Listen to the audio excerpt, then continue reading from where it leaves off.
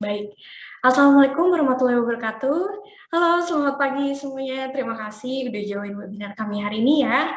Kami sangat berharap sekali semua peserta yang hadir pada webinar hari ini selalu sehat. Amin. Oke, seperti yang kita ketahui saat ini bahwa perkembangan bisnis sudah semakin ke arah digital. Apalagi saat ini kita juga sudah berada dalam tren industri 4.0 yang bisa diartikan sebagai adanya ikut campur sebuah sistem cerdas dan juga otomatisasi dalam industri.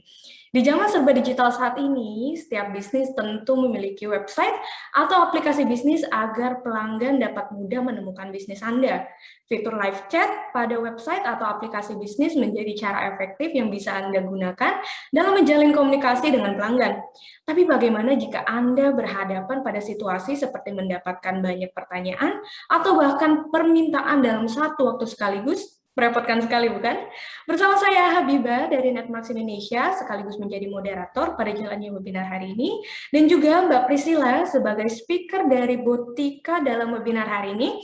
Dalam webinar chatbot Ubah Customer Experience Anda dengan AI dan Omnichannel, kami akan menjawab semua pertanyaan tadi, dan juga kami akan memberikan solusi bagaimana cara meningkatkan revenue dan customer experience Anda menggunakan chatbot dan juga Omnichannel.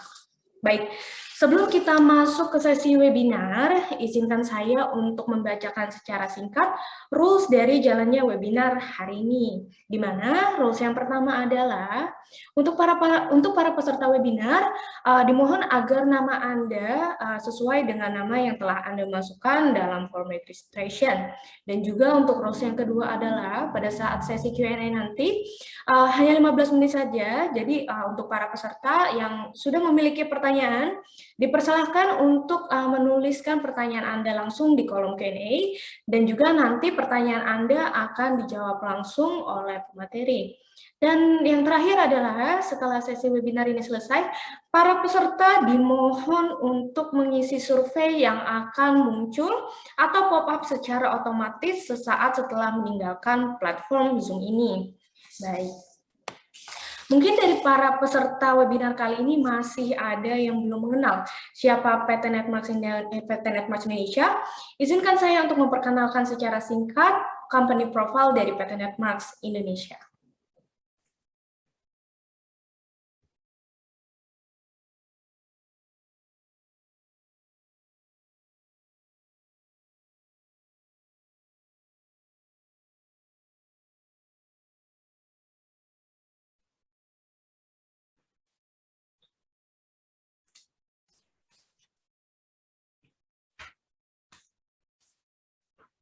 Oke, layar saya sudah kelihatan ya?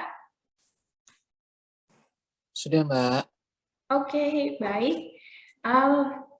PT Netmarks Indonesia merupakan bagian dari Soma Gede Group, di mana parent company kami adalah PT Informasi Neta Markindo, di mana yang membawahi kami, PT Netmarks Indonesia, dan juga sister company kami, yaitu PT Nia Essential Technology, PT Prima Cyber Solusi, dan juga PT Infinis System Indonesia.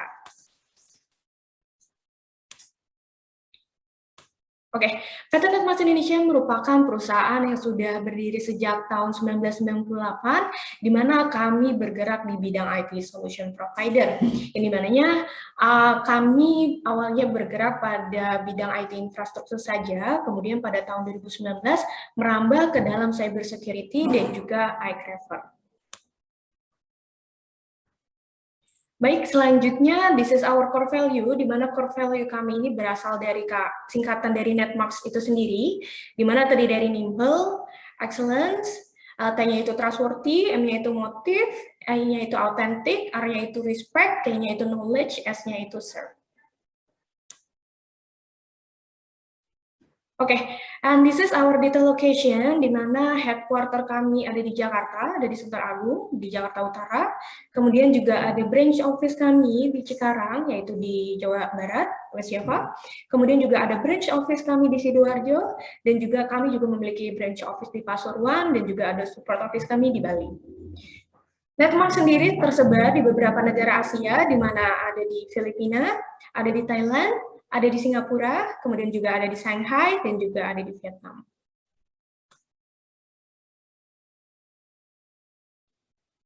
And this is our detailed services, di mana terlihat consultation, procurement, implementation, dan juga maintenance.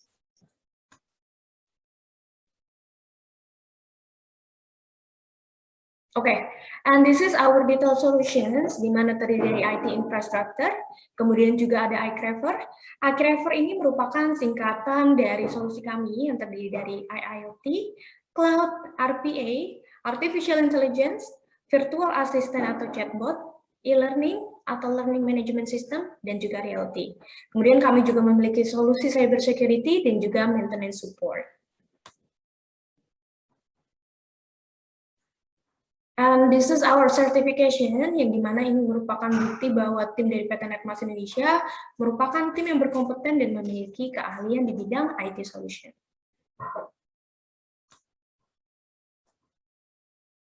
Dan ini adalah kontak information kami.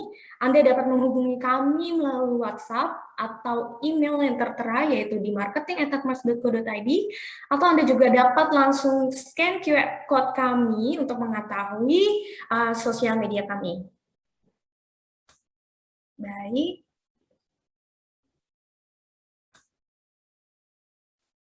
Oke.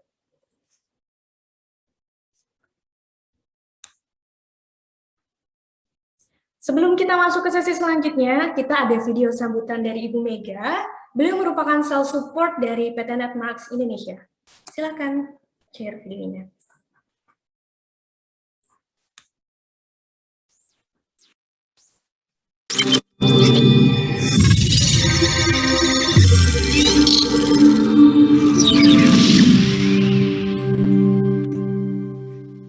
Halo, selamat pagi. Perkenalkan saya Mega, sales support dari PT Netmas Indonesia. Memiliki fitur live chat pada website atau aplikasi bisnis menjadi cara yang efektif yang bisa Anda gunakan dalam menjalin komunikasi dengan pelanggan. Tapi, bagaimana jika Anda berhadapan pada situasi seperti mendapatkan banyak pertanyaan atau permintaan dalam satu waktu sekaligus? Merepotkan sekali, bukan? Ada satu solusi yang bisa Anda coba dalam mengatasi hal ini, yaitu dengan menggunakan bantuan teknologi berupa chatbot. Chatbot adalah sebuah program komputer berbasis AI atau Artificial Intelligence, alias robot virtual yang dapat mensimulasikan percakapan layaknya manusia. Teknologi ini juga dikenal sebagai asisten digital yang dapat memahami serta memproses permintaan pengguna dan memberikan jawaban yang relevan dengan tepat. Chatbot dapat menirukan percakapan manusia dalam bentuk teks maupun suara yang diaplikasikan pada website dan aplikasi seperti Facebook, WhatsApp, Twitter, dan lain-lain.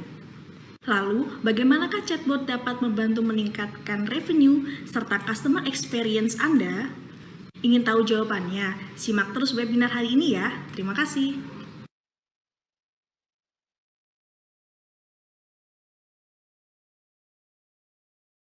Baik, itu dia sambutan singkat dari Ibu Mega. Terima kasih sudah menyimak penjelasan company profile kami juga dan juga video sambutan dari Ibu Mega. Selanjutnya, tanpa perlu menunggu lebih lama lagi, mari kita sambut pembicara kita hari ini, yaitu Mbak Cila. Silakan Mbak Cila, the platform is yours. Terima kasih sebelumnya Mbak Habibah dan tim Netmark yang sudah mengundang saya untuk menjadi pembicara hari ini. Dan terima kasih juga Bapak Ibu yang sudah hadir. Perkenalkan, saya Priscilla dari Botika. Hari ini saya ingin menjelaskan materi terkait customer experience seperti itu. Kemudian di sini kita bisa lihat perilaku konsumen di era digital, di mana masih didominasi dengan WhatsApp. Dengan 83% pengguna internet adalah pengguna WhatsApp melalui Kominfo. Informasi tersebut kemudian bisa dilihat juga 193 juta pengguna WhatsApp di Indonesia itu masih menggunakan WhatsApp seperti itu. Ini juga informasi dari Kominfo. Selanjutnya kita bisa lihat perilaku konsumen di era digital, di mana informasi ini didapatkan dari Global Web Index, di mana kita bisa lihat 88% pengguna internet membeli produk secara online sekarang. Dan juga 48% pengguna internet sekarang sudah bisa mau mentransfer menggunakan smartphone seperti itu. Dan juga selama 3 jam 26 menit rata-rata orang itu mengakses sosial media. Nah, perilaku belanja online yang sebelumnya didominasi oleh generasi milenial atau Gen Z seperti itu, kini menambah ke generasi sebelumnya. Jadi tidak hanya generasi milenial saja, tetapi Gen Z juga, generasi sebelumnya juga itu sekarang sudah beralih nih untuk belanja online dan ke era digital.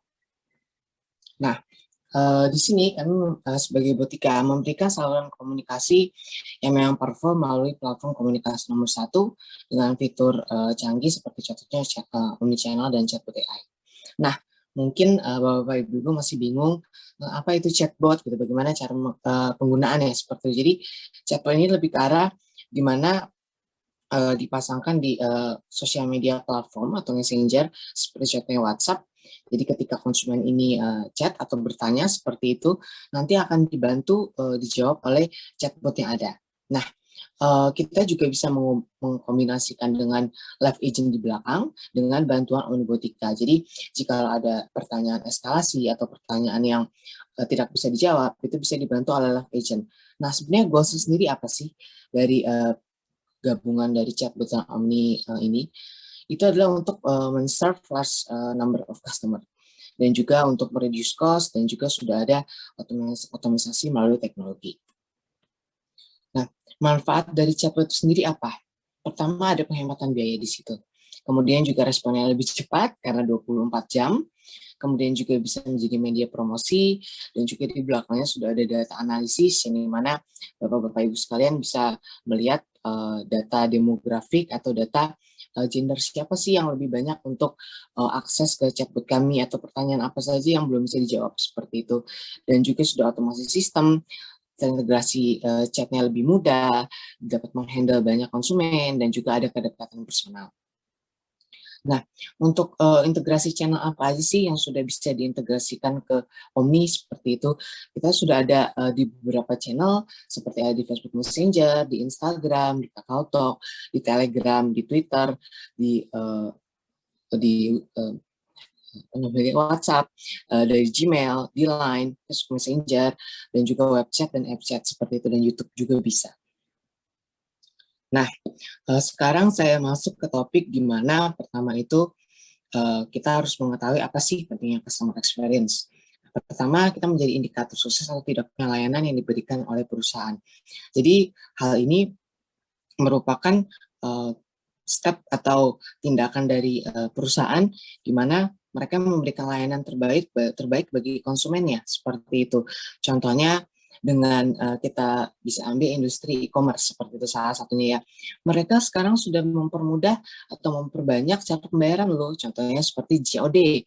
Nah, mungkin itu terdengar simple ya, atau apa sih cuman COD aja seperti itu. Tapi itu COD itu berarti menandakan kalau perusahaan itu peduli dan dia itu melihat, oh ada konsumen juga loh yang memang areanya itu sulit dijangkau oleh internet. Nah, kemudian membangun rasa loyalitas pelanggan terhadap perusahaan. Nah, membangun rasa loyalitas ini adalah memang hal yang sulit ya, karena kita harus memaintain layanan kita agar konsumen itu merasa atau feel ingin membeli lagi produk atau ingin menggunakan jasa kita lagi. Kita bisa mengambil contoh produk otomotif. Mungkin kita bisa, Bapak Ibu tahu yang besar itu dominan di produk H sama di T, seperti itu. Nah, kita bisa lihat kenapa sih produk T, brand T ini lebih dominan atau lebih besar. Karena mungkin ada beberapa faktor. Pertama, faktor di mana mereka banyak kantor cabangnya, banyak brands yang dapat lebih mudah untuk si usernya ini dapat approach atau datangi seperti itu. Nah, selain itu juga mungkin mereka memiliki jumlah produk yang memang bisa disesuaikan dengan user target mereka. Jadi menyesuaikan dengan ekonominya mereka. Itu yang membuat hal tersebut user itu kembali lagi untuk loyal terhadap perusahaan tersebut. Nah, kemudian membangun kenyamanan pelanggan. Membangun kenyamanan pelanggan seperti apa? Tidak hanya di online dan tidak hanya di online, maksudnya di offline pun juga ada. Contoh mungkin kalau Bapak Ibu pergi ke bank dulu sebelum pandemik seperti itu, bisa dilihat kalau kita menunggu di bank seperti itu ada sedikit snack atau sedikit minuman yang bisa diambil. Nah, itu adalah bentuk perusahaan yang ingin membuat konsumennya itu nyaman. Nah, untuk di sisi digital atau di e-commerce, apa yang mereka berikan kenyamanan untuk security pembayaran. Nah, mungkin Bapak Ibu tahu di setiap e-commerce pasti dikasih notifikasi bahwa tidak boleh melakukan pembayaran transaksi di luar aplikasi tersebut. Kenapa? Karena jika memang terjadi refund, mereka bisa membantu untuk mengklaimnya ke penjual seperti itu. Yang lainnya apa? Aplikasinya ini UI UX-nya bagus dan juga cepat. Seperti itu merupakan salah satu kenyamanan yang diberikan ke pelanggan. Kemudian membangun hubungan yang kuat dan intens dengan pelanggan. Membangun hubungan kuat yang intens dengan pelanggan ini kita bisa berupa contoh misalkan kita kembali lagi ke perbankan ya. Misalkan Bapak Ibu sudah menjadi prioritas di salah satu bank, kemudian pasti ketika ulang tahun diberikan kue seperti itu. Itu tandanya mereka ingin mempererat hubungan dengan pelanggan. Dan juga untuk misalkan di e-commerce, mereka memberikan promo atau cashback seperti itu.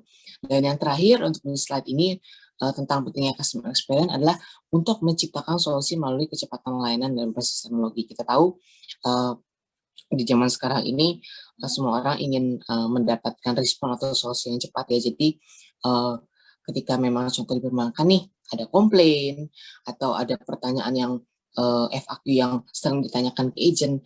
Nah, dengan menggunakan chatbot dan gabungan omnichannel itu bisa membantu meringankan beban agent. Jadi segala permasalahan dari komplain itu bisa dihandle oleh chatbot yang nantinya akan dibantu oleh agent di belakang. Seperti itu. Nah, namun kita harus berpikir nih, bagaimana membangun customer experience yang ideal. Maka dari itu kita mengetahui dulu nih fakta-fakta mengenai customer experience. Apa aja sih fakta yang kita belum mungkin ketahui sebelumnya terkait customer experience? Pertama, semakin banyak touchpoint dan semakin kompleks. Touchpoint ini bisa dibilang semakin banyak kontak. Kita ambil contoh di provider internet ya, salah satunya. Itu akan banyak touchpoint atau kontak yang user itu hubungi. Pertama, mereka menghubungi sales untuk melakukan pembelian. Kemudian ketika mereka ingin install, mulai ke divisi installment. Dan terakhir juga ada di divisi CS yang menghandle komplain. Tapi tidak hanya 3 itu touchpoint-nya atau contact person ya, ada banyak lagi mungkin di belakang yang membuat user atau flow user journey-nya itu lebih kompleks seperti itu. Kedua, kita harus mengidentifikasi key journey. Key journey ini apa?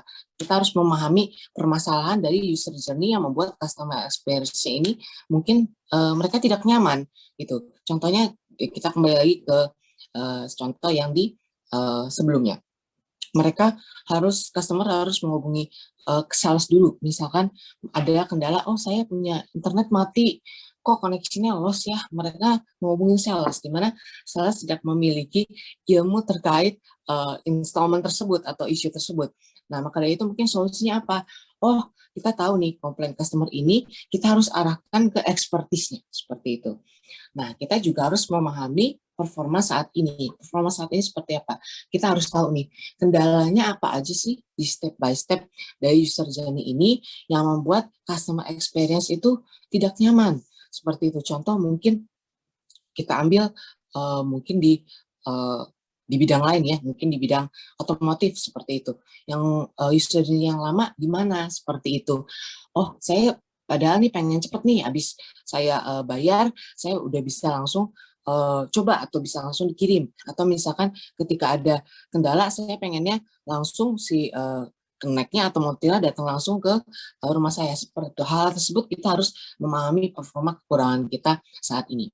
Kemudian barulah kita bisa mendesain ulang si customer journey ini dan juga memberikan peran tim frontline. Nah, ketika kita mengetahui touch point-nya seperti apa, key journey-nya seperti apa, dan kita juga memahami performa kita saat ini seperti apa, kendalanya di mana, kita mengatur ulang, mendesain ulang user journey agar customer experience ini berjalan lebih smooth. Dan juga kita tidak lupa untuk memberikan peran kepada petugas lapangan, tim lapangan. Mengapa? Karena tim lapangan yang mengetahui lebih detail kendalanya seperti apa sih di customer sehari-hari, karena mereka yang berinteraksi setiap hari ke konsumen. Seperti itu. Nah, yang terakhir adalah untuk mempertahankan performa dengan mengubah mindset. Memang ini agak sulit ya. Mungkin let's say kita bisa mengambil contoh ada satu perusahaan yang memang sudah besar, sudah settle, dan memang sekarang juga stabil nih.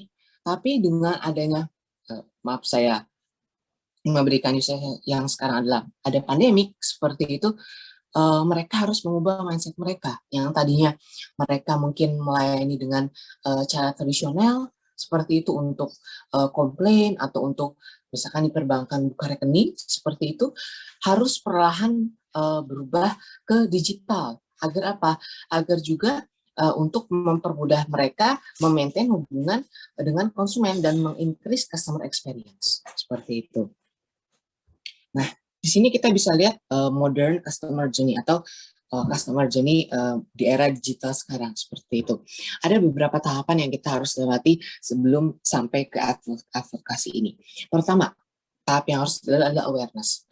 Apa sih itu awareness? Awareness ini adalah seperti kita melihat advertisement. Kita bisa lihat di televisi, di billboard, untuk gain awareness dari user yang belum mengenal kita. Mungkin Bapak-bapak, Ibu-ibu, mungkin di sini nonton Ikatan Cinta seperti itu ya. Ikatan Cinta itu diselipkan sedikit advertisement di dalamnya juga, entah itu minuman, entah itu produk deterjen atau lainnya. Itu untuk apa? Untuk customer itu aware loh, oh ternyata ada produk baru ini loh dengan rasa atau variasi baru seperti itu. Kemudian sudah mereka aware akan ada produk dan variasi baru tersebut, mereka pindah ke search atau findability.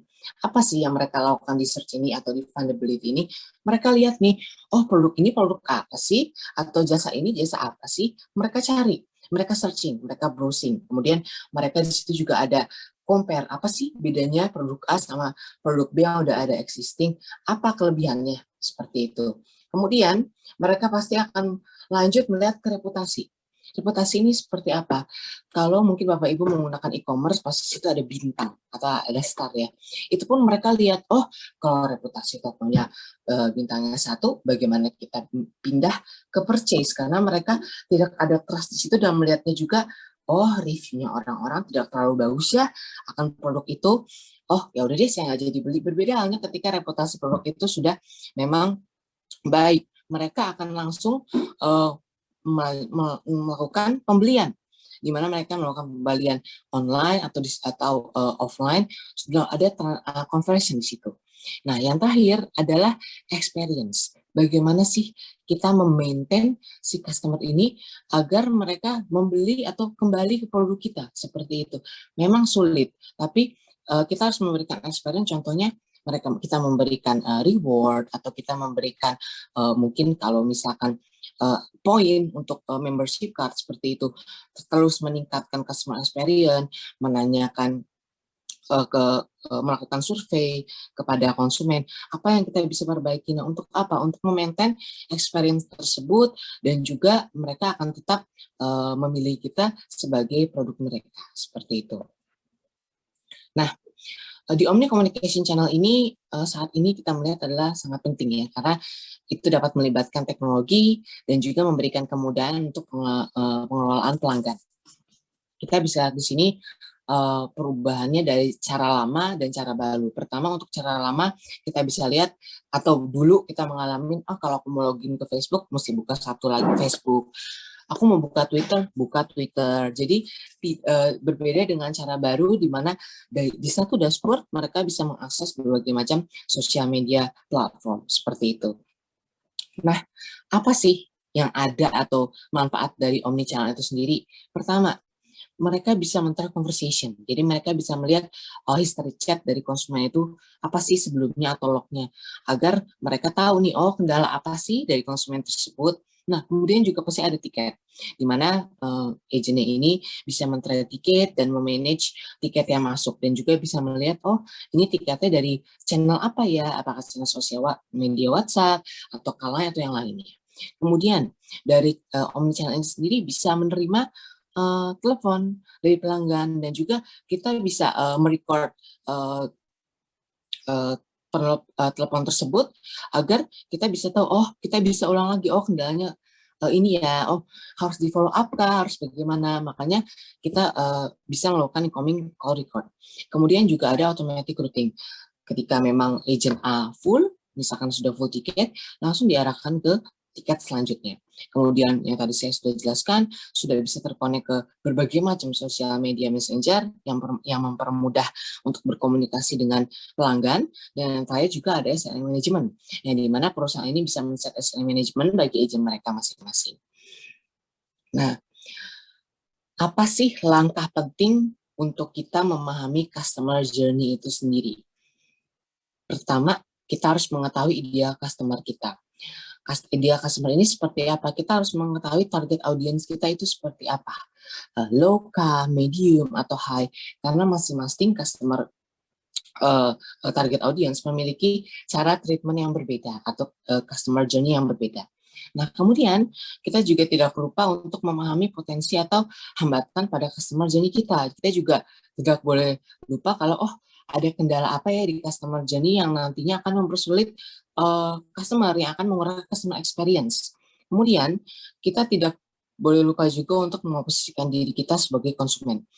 Ketika kita sudah ada di kacamata konsumen, baru disitulah kita maka dari itu ini relate dengan poin selanjutnya, yaitu memvisualisasikan customer journey. Ketika kita mengetahui nih posisi sebagai konsumen, kemudian kita dapat memvisualisasikan customer journey tersebut. Oh, ini misalkan dari tadi pembayaran, enaknya kemana ya untuk mereka membuat nyaman, after sales-nya seperti apa yang mempermudah mereka. Barulah kita dapat mengimplementasikan perubahan tersebut step by step yang memang harus menyesuaikan dengan kondisi sekarang juga. Memang mungkin misalkan kondisi sekarang, lagi rumit nih ya, pandemi. Kapan ya waktu tempat untuk saya merubah customer journey ini lebih baik? Memang itu membutuhkan takes time, tapi memang kita harus mengimplementasikan perubahan tersebut. Nah, ini sedikit testimoni konsumen dari beberapa klien kami, seperti itu. Contohnya ada dari Silen, memang digunakan untuk chatbotnya yang bernama Cbot, untuk memberikan sarana atau komunikasi melalui digital channel. Tidak hanya di Indonesia saja, mereka juga ingin meningkatkan customer experience dan efisiensi di semua kantor di Asia. Kemudian juga kita ada Bank Indonesia yang nama personanya ada Lisa, yang dimana merupakan bentuk terobosan baru yang dapat memberikan kemudian bagi masyarakat untuk mengakses informasi terkait apa sih itu Bank Indonesia. Kemudian yang terakhir kita ada di contact center PLN 123, yang dimana kita itu memberikan solusi nyata bagi mereka untuk menghandle jumlah konsumen yang memang banyak. Ini sedikit dari portfolio kami, dari Aqua, ada Akolam, ada Jakarta Smart City, ada Nasdem, dan lainnya, seperti itu. Terima kasih. Sebelumnya Bapak Ibu, ini salah satu chatbot yang kita pasang untuk salah satu klien kami, yaitu BRI Insurance, di mana kita pasang di WhatsApp seperti itu. Jadi gimana sih cara kerja dari chatbot itu sendiri? Ini tadi saya sudah say hi di sini, kemudian di bawah ini chatbot yang menjawab, "Halo Cila, saya Melisa, asisten virtual BRI Insurance yang siap membantu Anda. Silakan pilih menu di bawah ini untuk mengetikkan nomor." Nah, ini itu nomor 1 sampai 8 ini merupakan fitur ya, atau menu-menu yang memang BRI Insurance butuhkan, memang keperluan BRI Insurance butuhkan untuk membantu konsumennya. Di sini kita bisa juga mengetik contoh apa sih produknya.